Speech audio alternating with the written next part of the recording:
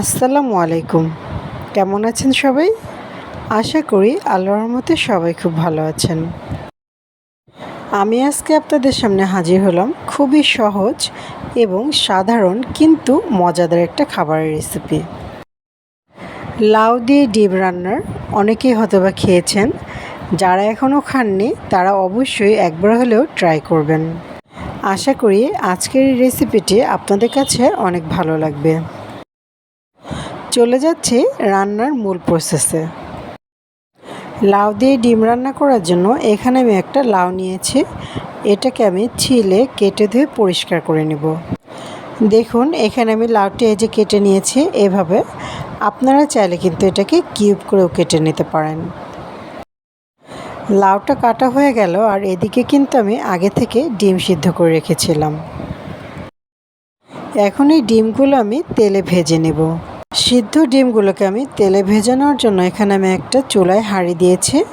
আর এখানে আমি রান্নার রেগুলার সয়াবিন তেল দিলাম, আনুমানিক এখানে 2 টেবিল চামচ হবে।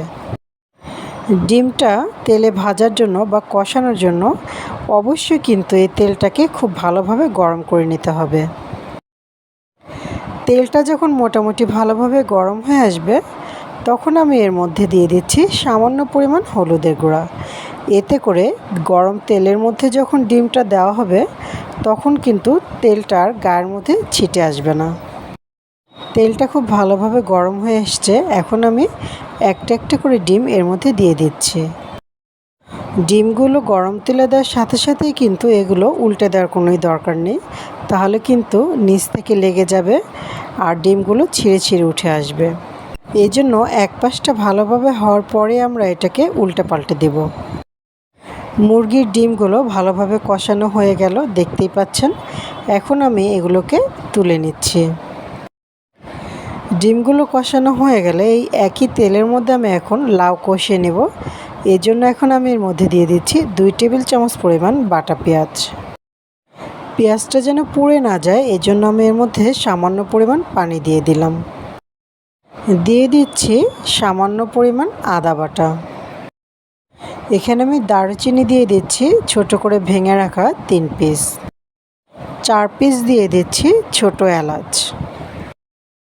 এখানে আমি আরও দিয়ে দিচ্ছি স্বাদ মতো লবণ। 1 চা চামচ পরিমাণ দিয়ে দিচ্ছি লাল মরিচের গুঁড়া। সামান্য পরিমাণ দিয়ে দিচ্ছি হলুদের গুঁড়া।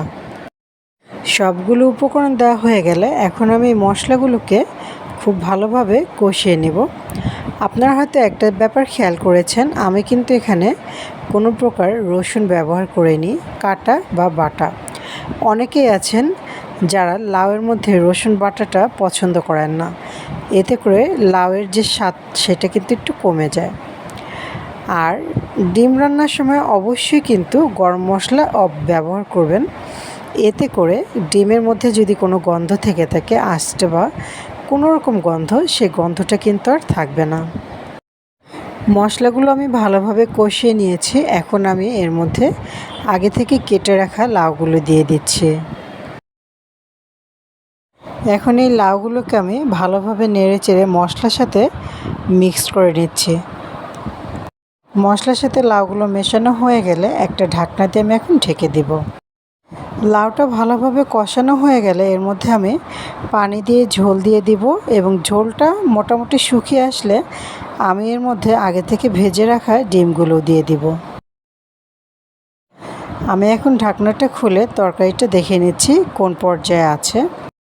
যেহেতু এখন প্রচণ্ড গরমের সিজন, এই জন্য আমি কিন্তু তরকারিতে মোটামুটি বেশ ভালোই ঝোল রাখবো। ঝোলটা কিন্তু খুব শুকিয়ে ফেলবো না। তো তরকারিটা প্রায় হয়ে আসছে। আমি এখন এটাকে চুলা থেকে নামাবো কিছুক্ষণ পর। খুব সহজেই রান্না হয়ে গেল লাউ দিয়ে ডিমের তরকারি। এখানে কিন্তু একটা ভিডিও স্কিপ হয়ে গিয়েছে, সেটা হচ্ছে নামানোর আগে আমি কিন্তু ভাজা জিরার গুঁড়া দিয়েছিলাম। তো আজকে আমার রেসিপি আপনাদের কাছে কেমন লেগেছে অবশ্যই কিন্তু জানাবেন। ভালো লেগে থাকলে সাবস্ক্রাইব করে আমার চ্যানেলের পাশেই থাকবেন। সবাই ভালো থাকবেন, সুস্থ থাকবেন। আল্লাহ হাফেজ।